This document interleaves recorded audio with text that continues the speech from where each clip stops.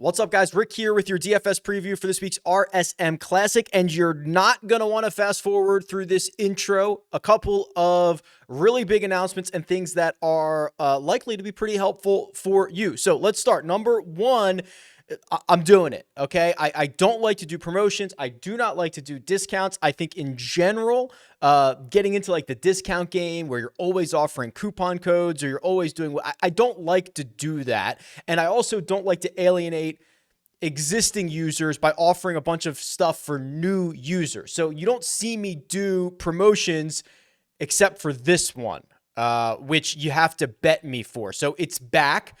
Probably the last time I ever do this. More on that in just a second. But if you want to get a subscription to RickRunGood.com, I've brought back the yearly promo where you sign up for a year, and depending on whatever the winning score is at the RSM Classic this week, that's how much you get refunded. So I think last year was 22% because the winning score was 22 under par. I think we've done this 3 other years.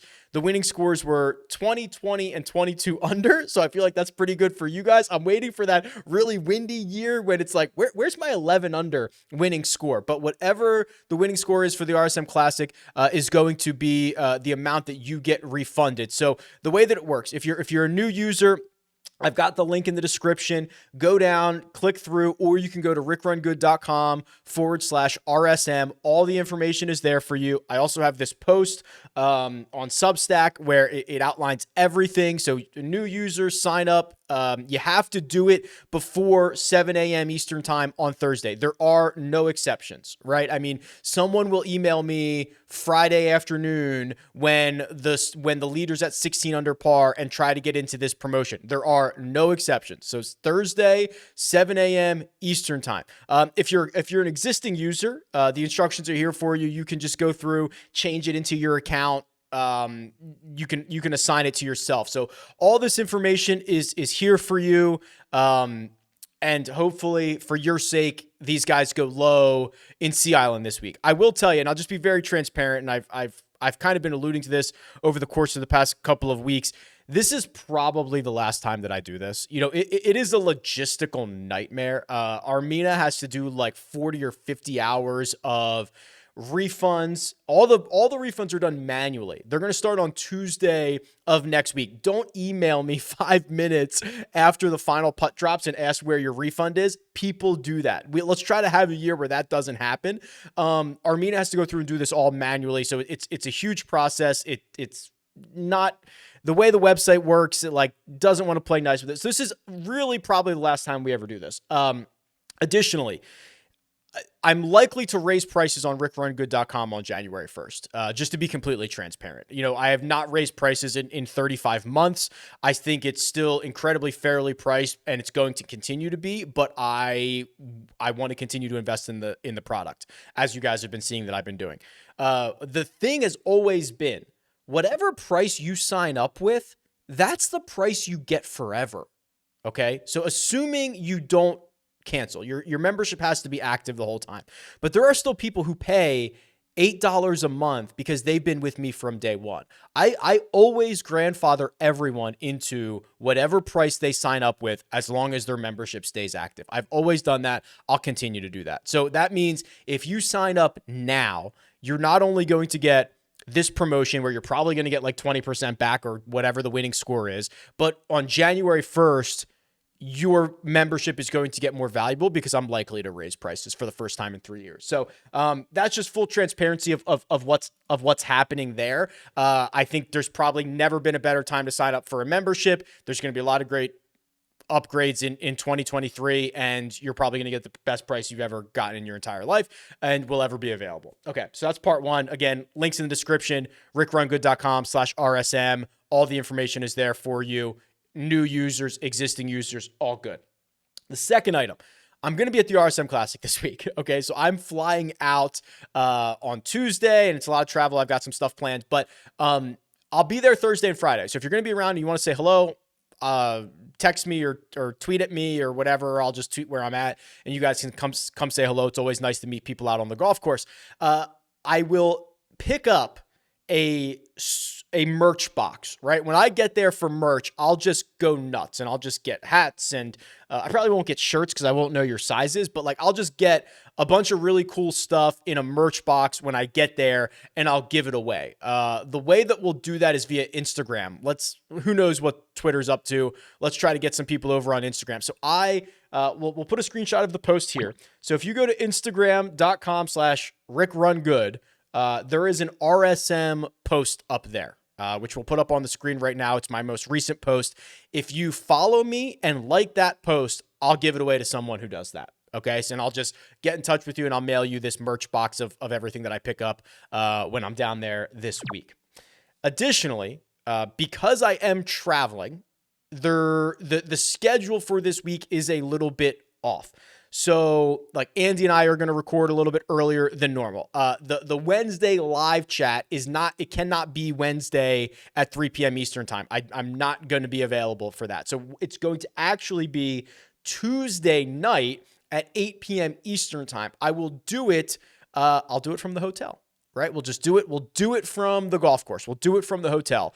And if you want to ensure that your questions get answered, what I would recommend is go over there now. The link's in the description, or you can go to youtube.com/RickRunGood and you can see upcoming live streams.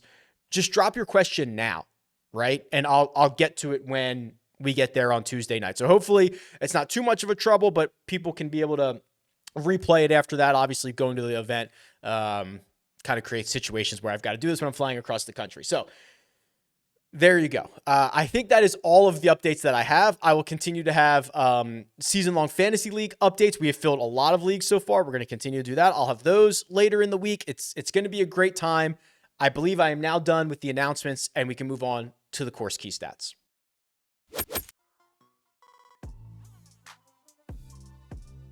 Sea Island Resort. Remember, this is 2 golf courses. The Seaside course, that's your host course, and the Plantation course. And what will happen, and get used to this because we're going to have this a lot come January, where we're going to have this course rotation. So for the first 2 rounds, every golfer in the field is going to play the Seaside once and the Plantation course once. Then they will make the cut and everyone will go back to the Seaside course for the final 2 rounds. So that means the Seaside course, the host course, is getting used 3 out of the 4 rounds being played.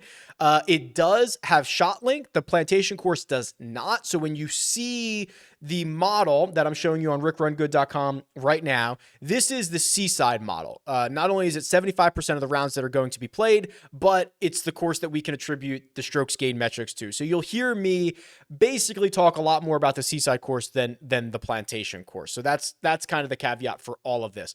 The defining features of the Seaside course, it's very, very short, right? 7,000 yards, par 70, larger than average greens. You're going to see a lot of fairways being hit, and it's likely because a lot of guys are clubbing down. You do not need to hit driver here. I think there's only one par 4 over like 460 yards. I mean, it's just get into position, hit a wedge, and then turn this thing into a little bit of a putting contest. That's what we've seen over the years.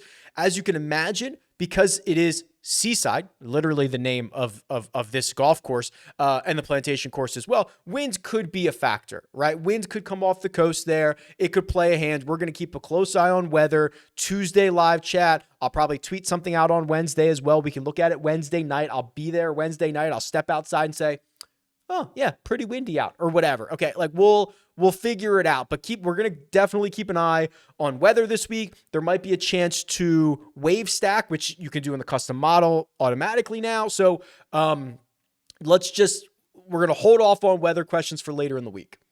I think there'll be a lot of discussion around whether or not or how driving accuracy is important, right? So in my model, this is a regression model that I run, 12 years worth of data for every course, for every player for that year, and start to build out models of golfers that should have success. Driving accuracy is critically important. It ranks 3rd, which means there's only 2 other courses on the PGA Tour schedule in which driving accuracy is more important. But what does that actually mean? Because when you look at these golf courses, specifically the Seaside course, they are wide fairways. So you are getting a lot of guys who hit these fairways, but if you miss them, and the more you miss them by, the more trouble you're going to get into. So if you're just off the fairway, not a huge problem. A little bit more off the fairway, you've got water in play. There's like water in play on like 10 of the holes on the Seaside course and maybe even more of that on the Plantation course. Let me see if I have it handy here. Seaside, water comes into play on 13 holes. 10 holes on the Plantation course. You also have like some marshland. You can get angled out. So being in the fairway, great. Close to the fairway, fine. Further than that, even worse. And I think that that's important additionally, because not only is driving accuracy one of the most highly correlated stats to success at the Seaside course, but look down here, some of the non-standard stats. Distance from edge of fairway actually also ranks very, very highly at the Seaside course. Distance from edge of fairway is a stat that says when you miss the fairway, how much did you miss it by? Did you miss it by a yard, 2 yards, or did you miss it by 30 yards? I like that stat on some of these tighter, shorter courses where playing from the short grass is more important, because the bigger the miss, the worse off you are. So that's a stat we're going to continue to look at. You'll also see I don't love the buckets in general, and I don't love the buckets that are popping up, but you'll see we are getting a large kind of congregation of shots coming from similar areas, that 100 to 125, that 125 to 150, like those kind of areas you're seeing a lot of shots come from, which is normally not a huge deal for me. But when you do get a golf course where everyone's playing to similar spots, it does become more and more important, which I think it does get a little bit of a boost here at the Seaside course. Now, so who does this help? Adjusted course fit, last 36 rounds, Tony Finau by far and away the best player out here in terms of adjusted fit. This takes the stuff up top, the correlation model, and it says, okay, how have these guys been playing? Then adjust their fit. Well, Tony Finau's probably won 3 times in those last 36 rounds. So basically any golf course that you put him on, he's going to grade out really, really well. He was the number 1 grade last week. He won. He's by far and away the number 1 grade this week. We'll talk more about him in just a second. Number 2, I think is really interesting, and I think it makes sense. Tom Hoge. Tom Hoge is a great wedge player, right? And when you are going to get the opportunity to hit wedge into almost all of these greens, Tom Hoge's going to show up very well. Taylor Montgomery, number 3.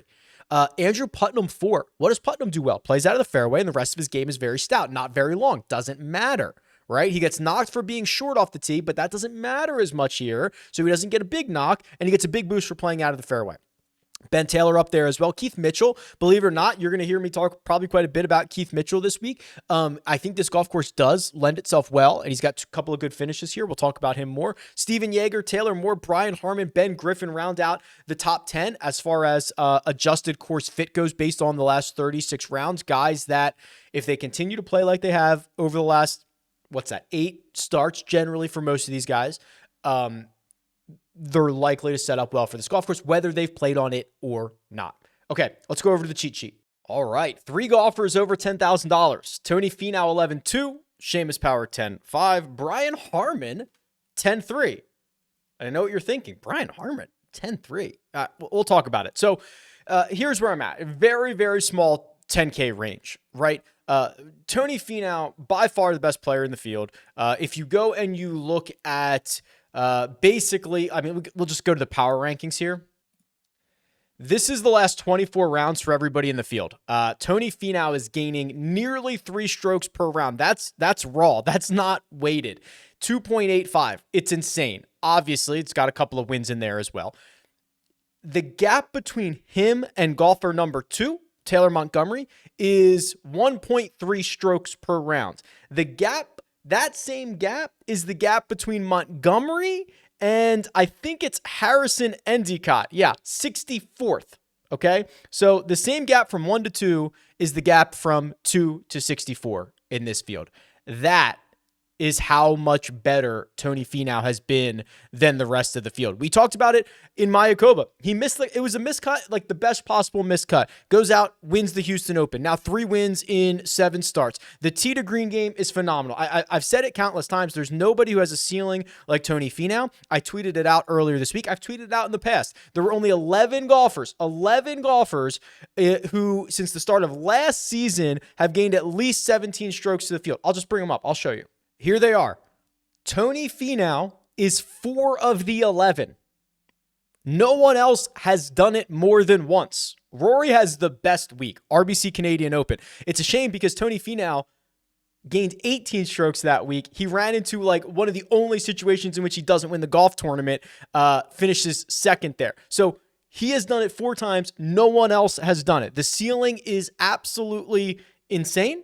And he's gone back to back already. Like if you want to just fire Tony Finau into your lineups, more power, like go for it. I'm not going to stop you. He grates out well on the adjusted, on the adjusted course fit. Obviously, he's playing great. I was high on him last week. I was high on him the week before. Miscut and a win. I mean, he's been phenomenal. I think the more interesting conversation is what we do if it's not Tony Finau, right? So you've got Seamus Power, who I would argue, if Tony Finau wasn't in this field, Seamus Power might be the hottest guy in this field. He snapped that kind of really ugly stretch of golf with a win in Bermuda and then immediately backed it up with a T3. When Seamus is playing well, he's playing out of the fairway. He's a great total driver of the golf ball. That's distance and accuracy. So he's 43rd this season in total driving. Last year, he was probably rated pretty highly as well. Yeah, 52nd. So he is hitting a lot of fairways. He's longer than most. He is one of the better Bermuda grass putters in this field. It's one of his best surfaces. So I could see a path to him being a really interesting option, but I think a lot of it's going to depend on what people do with Brian Harman. I'll tell you what, Brian Harman, I'll just kind of spoil it. Brian Harman's probably going to be my one and done selection for this week. He's 18-1. It's unlikely you get Brian Harman as the second shortest odds ever again. And when you look at what he's been up to, plus you combine it with the potential fit on paper and kind of the course history around Sea Island, it makes complete sense, right? I don't care that he's a Georgia guy, right? I don't think you're going to hear me this week be like, oh, Sea Island Mafia. Oh, Georgia. I don't think I'm going to have those conversations this week. And I don't think we have to. It's 8 straight cuts for Brian Harman. 6 of them are top 25s, including a runner-up in his last start at Mayakoba. When Brian Harman's going well, what does he do? He lives out of the fairway, and while a lot of guys are going to be living out of the fairway, even when he misses, he doesn't miss by much. Remember that distance from edge of fairway stat? He's 14th in that. Last year, that was a much bigger sample size. When he missed on average by just 21 feet. This year, he's 19th. He's actually missing by 20 feet, 8 inches on average. He doesn't miss often, and when he does, he keeps it in play. And then you start to get him into those wedge categories, which we've seen him get absolutely scorching hot with. And you look at what he's done at this event, it's decent, right? What I would also note is a couple things, and I'll circle back on that in a second. He had the 4th here in 2017. He had the 14th in 2019. If we go back to the cheat sheet, you're not going to see a lot of really sticky course history, right? You see, it reminds me a lot of Torrey Pines, quite honestly, where you get 3rd place, miscut, 2nd place, miscut, T9. It's just, you're living on the knife's edge at times. And when you have a course rotation, especially if you can get the wrong end or the right end of the draw, some of these guys get wiped. So just kind of look through those right-hand columns there in the history. A lot of weeks you get guys with green in all 5 or red in all 5. This is all over the place. Seamus Power, 4th, miscut, 74th. Brian Harman, 61st, miscut, 14th, 4th, miscut. Tom Hoagie, 4th, miscut, 25th, miscut. I mean, it's just, there's not a lot of guys that can say their entire history is really strong here, which is worth noting, because I think you're not going to find a lot of really solid course horses. And it makes sense when you start to think about the way this sets up. You might be susceptible to wind. You might be susceptible to the wrong end of the draw, all that fun stuff. So the 10K range as a whole, Tony Finau, by far the best player in the field, not even close. Seamus Power and Brian Harman, we'll find out Tuesday night, 8 p.m. Eastern time, live chat. We'll have a much better idea of ownership. Andy's going to write a Wednesday article that will be even more up-to-date ownership information. The 10K range, I think, is the game theory range. Don't mind Brian Harman, probably going to play him in one and done, but if he comes in at 26%, I don't need to be a part of that. If he comes in at 16, much more interested, right? And then Seamus Power, who I'm hoping is stuck in that sandwich pricing, right? Where you get maybe somebody goes up and gets Finau, or they say, I'll just save the $200 and go to Brian Harman. The guy in the middle is usually the guy left out. And that guy who might be left out has gone win and third in his last 2 starts. So a very small range in the 10Ks. I cannot remember just off the top of my head the last time we only had 3 guys in this portion of the pricing. So I think we've got to be a bit strategic on this and wait a little longer to make any kind of definitive statements. The 9K range is so good. You know, if we get to a point where all those 10K guys are like 21% owned or more, I might just live in the 9K range. This is pretty good. So Tom Hoge coming off the miscut, hard to blame him for that, right? First missed cut in a while after he's been piling up top 15 finishes, and he missed the cut on the number in Mayakoba, and now he goes to a golf course where like he should thrive, right? He's a great wedge player. You know, he does not usually play out of the rough too often. You can see 76th on tour last year in driving accuracy, 61st in distance from edge of fairway. In this field, he's probably top 20. Then you get him into the wedge categories, and he's just kind of absolutely splendid. Bermuda's not his best putting surface, but he's putted much better recently during this stretch of top 15s than we would probably expect. So Hoge here at $9,900 off a miscut is pretty interesting. Taylor Montgomery finally snapped his, top 15 streak. I think it was 10 straight. He finished 57th. If you want to go back there, fine. The guys that stand out to me, well, there's kind of a lot of them. I'm bullish on Jason Day, just long term. So, the next 12 months, I'm excited about Jason Day. If you want to invest in him, it's going to be hard for me to be like, I think this is a better spot than not. So I'm just saying bullish on Jason Day until you've heard otherwise. Keith Mitchell should be able to lean into his strengths here. He's a very, very good driver of the golf ball. We saw how important it is to be accurate in play. If you're long, that's fine, because even if you're laying up off the tee, right? If he's hitting 3-iron to everybody else's 3-iron, he's closer. He's going to be hitting a shorter club in. We saw him finish 12th here last year, 14th 2 years ago. He hasn't missed a cut. So he's one of the few guys that has this is about as strong as it gets in terms of course history. Joel Damon, can I tell you how impressed I've been with Joel Damon? So look at this stat profile. It is splendid. So here's what we've got. From tee to green, he gained 9 in Houston. In Las Vegas, he gained 6.4. In Jackson, he gained 9. So that is his last 12 measured rounds. He's gained 24 strokes to the field, 2 strokes per round from tee to green in his last 12. Yeah, I actually didn't even give him enough credit. It's 2.28, by far the best in the field over the last 12. Let's look at the last 100. Like, what does anyone in this field even sniff over a longer period of time? Okay, so Tony Finau's a 1.4 over his last 100. We're at 2.2 for Joel Damon. Okay, so obviously he's not going to be able to keep it going for 100 rounds because he would be one of the most elite players in the world, but this is a really good sign. Just trying to put this into perspective for you. None of that even includes the T16 at the Zozo Championship or the T3 in Mayakoba, because those are non-measured events. So this stat profile could be even better than what we're seeing, and it's already pretty darn good. So Joel Damon, now he gets to go to a place where he's got okay history. Finished 29th here last year, made a couple of cuts, 3 out of his last 5. It's not like crazy stuff, but it's not horrible either. On a really good stretch of golf, doing it in a way that we really, really want to see it. The only question is, can he find it on Bermuda? That's the only question. It's not his worst surface, right? He's a very small negative, very small loser on Bermuda. He's better on Bermuda than he is on POA or Bent. So maybe we can. Maybe we can find it. I'm excited about that. That's a really good stat profile to look at.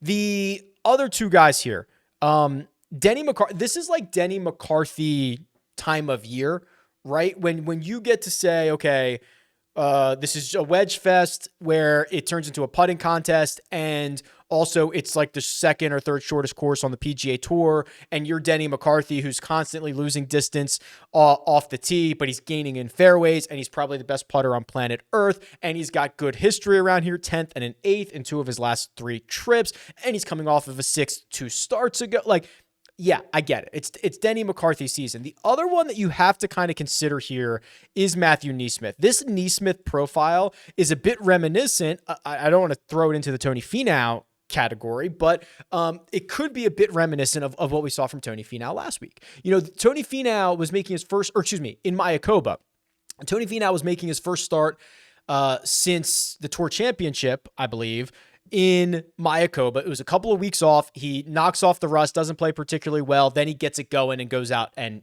wins. Matthew Neesmith was the hottest player in the world with 3 straight top 9 finishes, including a runner-up finish at the Shriners. And then he takes basically a month off, finishes T53 in Houston. Didn't look particularly sharp, but it's not a stat profile that I would be overly concerned about. He lost 2.5 off the tee. He gained on approach, small loser with the putter, small positive around the green. That's not the end of the world.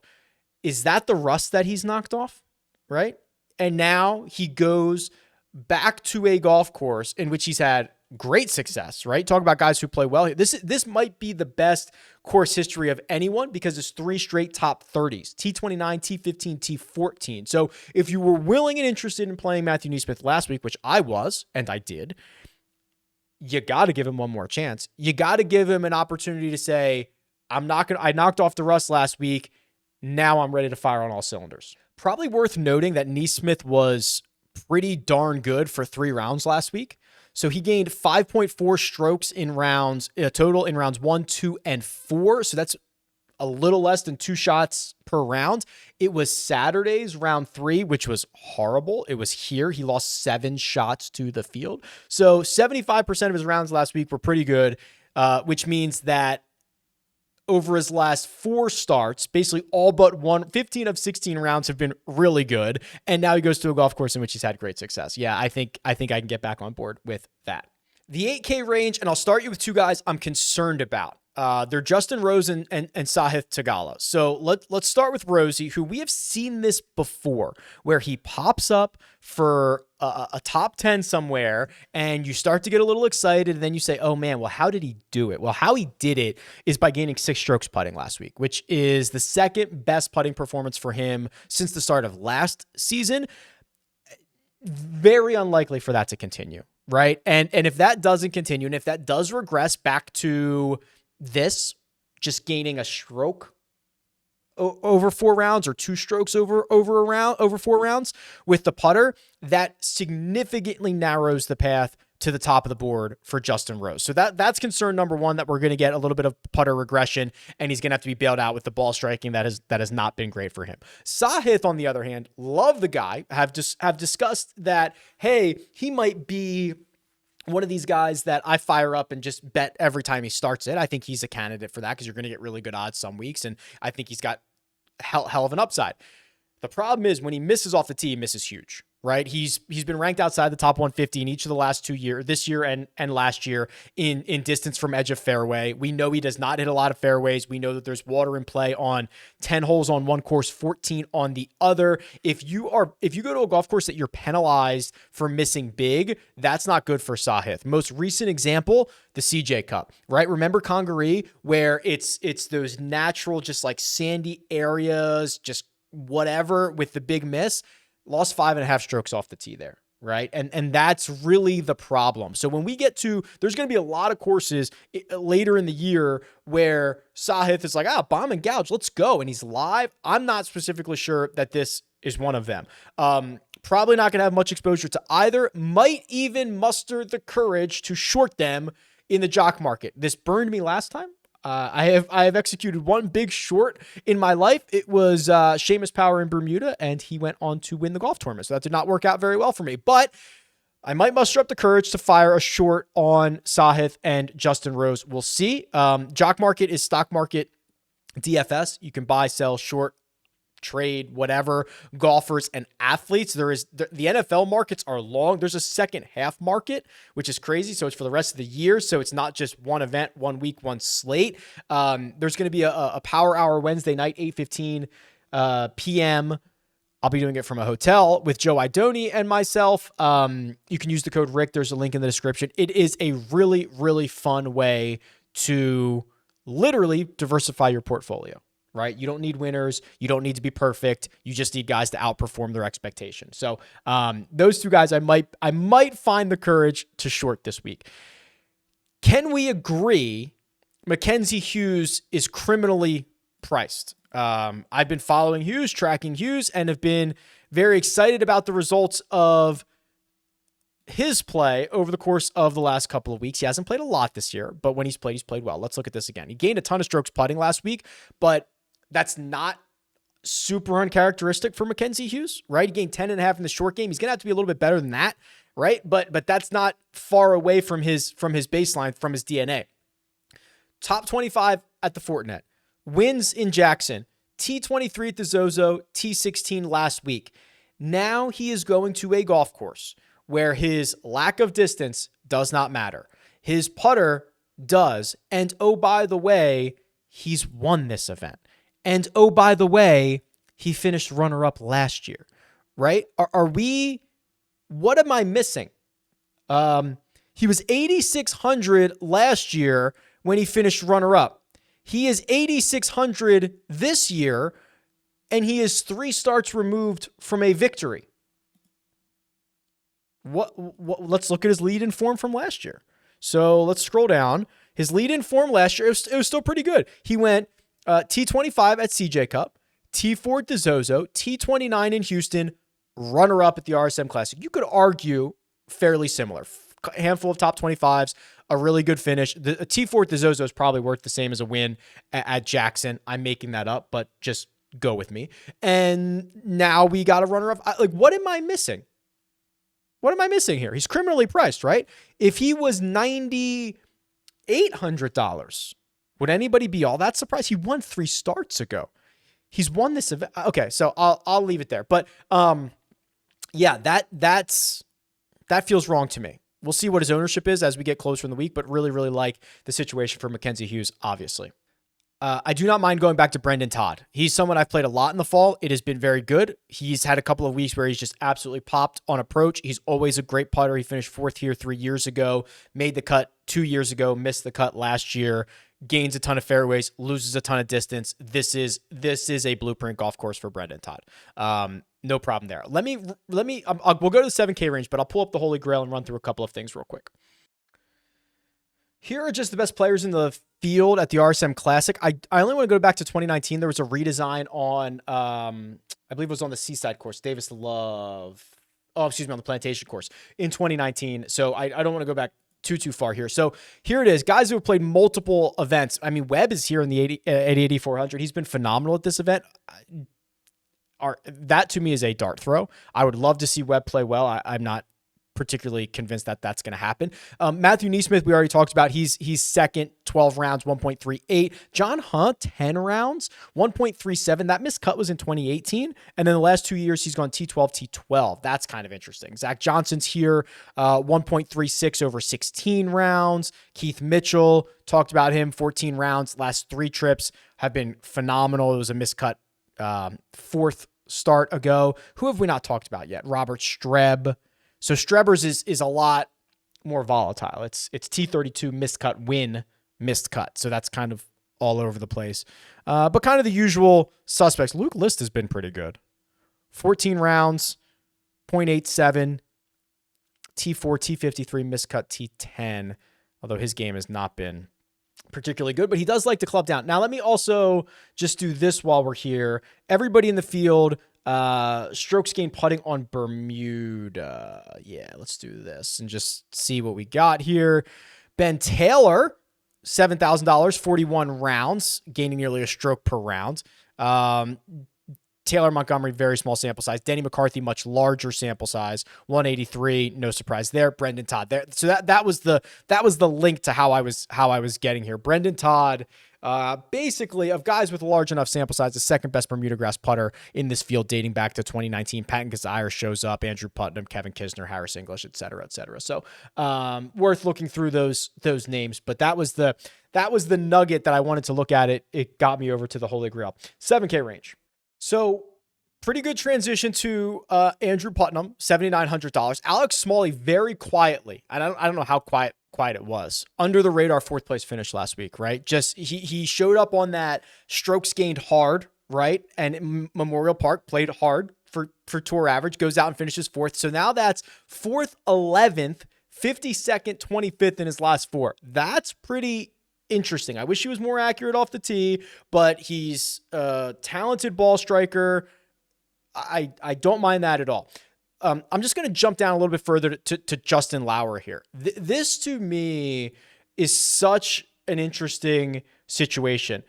He missed the cut last week in Houston and didn't play super well at Mayakoba. Well, let's look at this miscut. How did he do it? He lost 1.7 strokes putting, which is the worst putting performance for him since the Travelers. He's a very, very good putter. So I think we can say he is likely to gain strokes with the putter this week. Okay. We can regress him back to his baseline.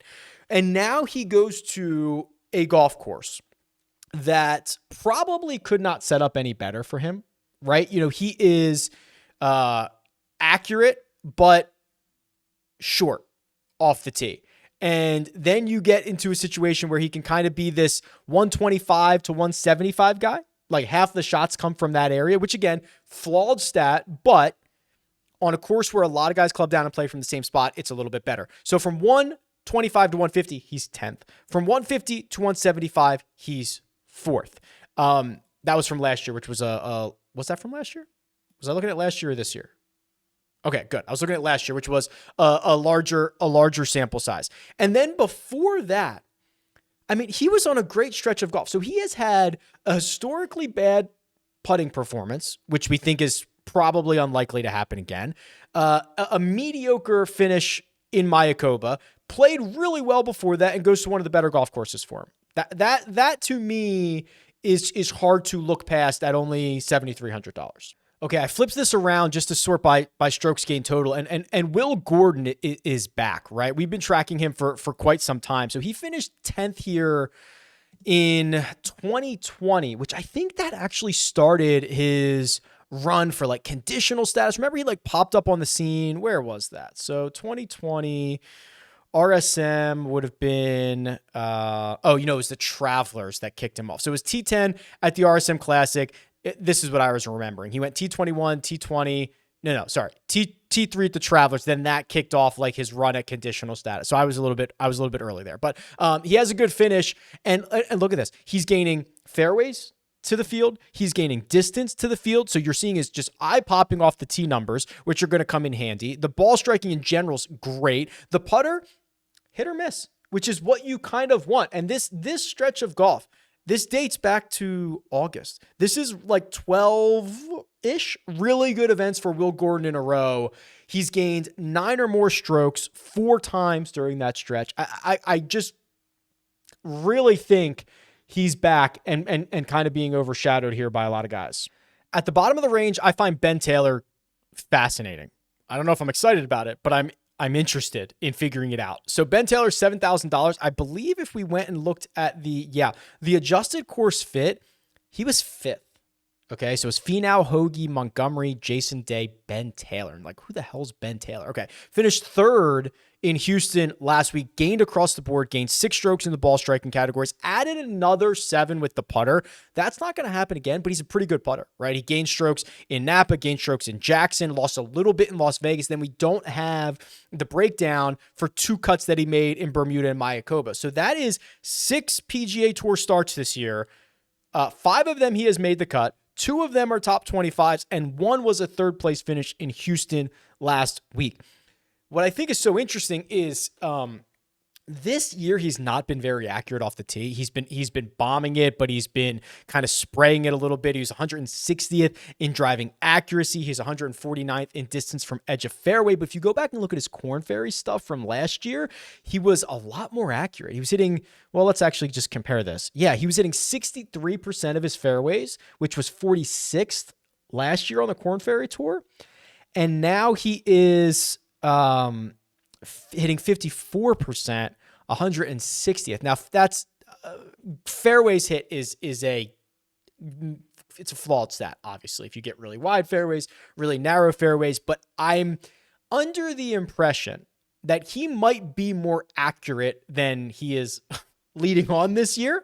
And if so, that makes me less worried about that one part of his game that I think could be concerning around Sea Island. So I do not think Ben Taylor is a safe play by any stretch of the imagination, but what I know is that he has been, in the small sample size that we have, a fairly well-rounded golfer with high ball striking and high putting upside, coming off of his best finish at a $7,000 price tag, which I think is pretty fair. So, and the model kind of loves his adjusted fit, and he had a great Korn Ferry Tour season last year. So, I just find him to be incredibly interesting if you're looking for, because the rest of these names down here, they're very known entities, right? It's Danny Willett, it's Kevin Streelman and Francesco and Mark Hubbard. It's like, and actually I don't think I'm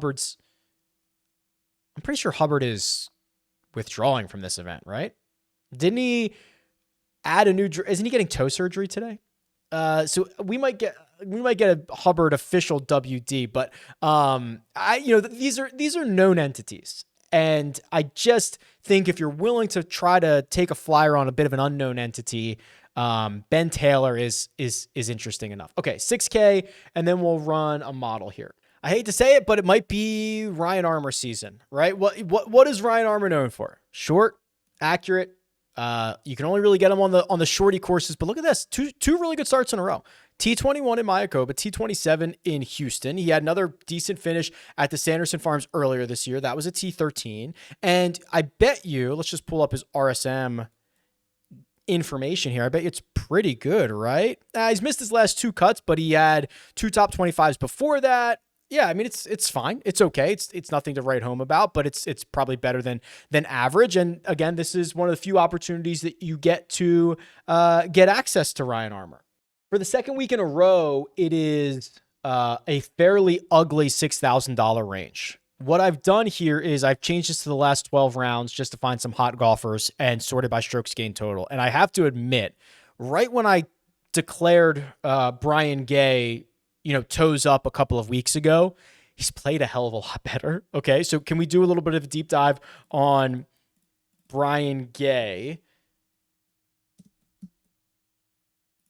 who, remember, splits time, plays a lot on the Champions Tour. So he just played in the Charles Schwab Cup Championship. That's their grand finale, right? So that's like their tour championship. I think it was only 30 golfers, but they played 4 rounds. Might have been 35 golfers, something like that. He finished 10th there, but he's played much better. So ever since I wrote him off, finished T11 in Bermuda, which is a really good course fit for him, obviously. Finished T31 at the TimberTech, finished 10th at the Charles Schwab. So he has now gained strokes in whatever field that he is playing in 4 of his last 6, actually 5 of his last 7, if you go back to the Sanford International, again, Champions Tour event. Now, could Brian Gay get himself around the Sea Island courses? Well, he's very short, but very accurate off the tee, and he's got good history around here. 3rd in 2017, 4th in 2013, made the cut here last year.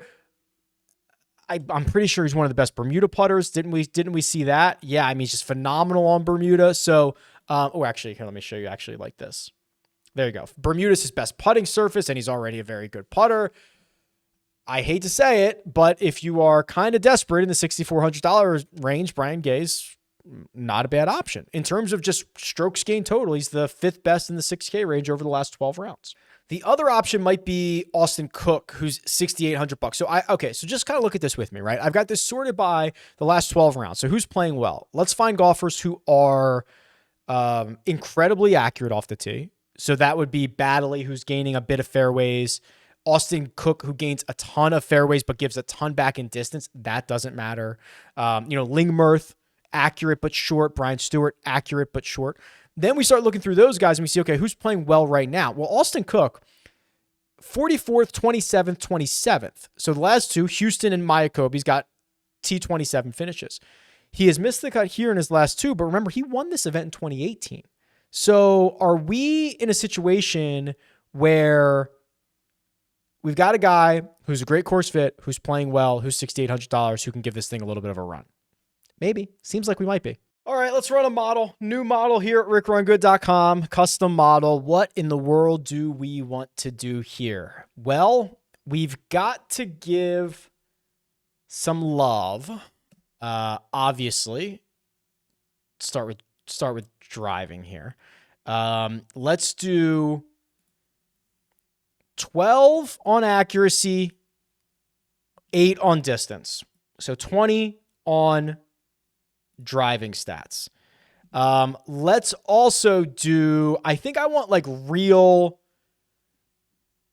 kind of recent stuff. So let's do last 12 rounds. I'm going to put 15 on strokes gained total. Then what I'll do is I will put a little bit on Bermuda putting, 10 on Bermuda putting. We'll do a little comp courses, right? So we'll do course history. We'll put 10 on the Seaside course. We'll put 5 on Waialae, 5 on Port Royal, and 5 on Pebble Beach. That leaves us with 30 left. I want to put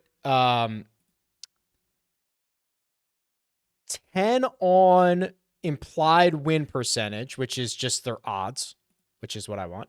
And then I want to do, so I've got 20 left. I could do, if I was getting real freaky, so let me just confirm this. I'm pretty sure like half the shots come from 125 to 150. Let me just confirm that is true. Yeah. So these two buckets here. So it would be 10 on 125 to 150 and 10 on 150 to 175. This is a pretty freaky model for me. We'll sort this by value. Did you see how bad Tony Finau was in that? Why? Not a very good Bermuda putter, not very good on driving accuracy. And kind of just like middling in some of the other stuff. He obviously gets the big strokes gained total run.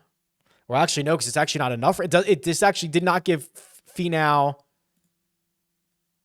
enough credit for. Oh, and again, he's ninth. It's not the worst thing in the world, but it like didn't give him enough credit for those other two wins because I did strokes gained total on such a short period. Okay, sorry. I just love this so much. So I get distracted. I know you're here for the results. So Jason Day, believe it or not, was number 1.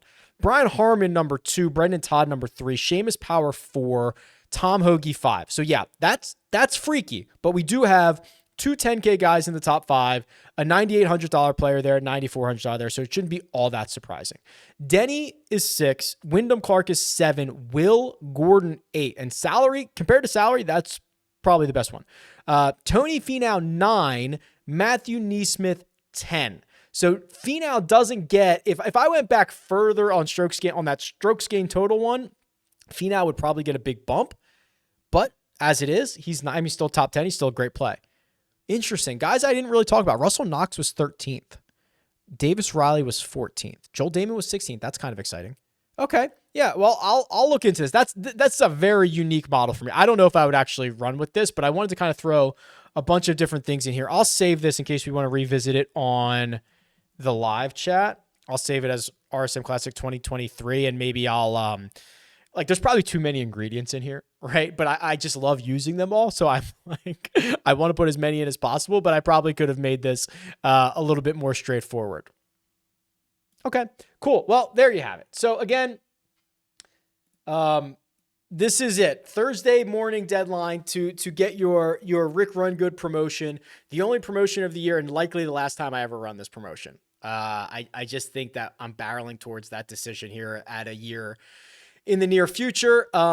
If you go and like that Instagram post, I will give away a swag box when I get down to Sea Island and pile up some stuff. I'm checking a bag. So I took a big old bag that I can put a lot of stuff in and bring it back. So no worries about that. But otherwise, yeah, great year. The year's not over, right? Like there's going to be Tigers playing 3 times in December. There's probably going to be Hero World Challenge. There might be QBE stuff. who knows? There's going to be, I mean, the European tour, like Victor and Rory are playing on the European tour this week. Like there's a lot of stuff. So stoked for it. Tweet me at RickRunGood. Leave a comment below and I'll talk to you guys soon.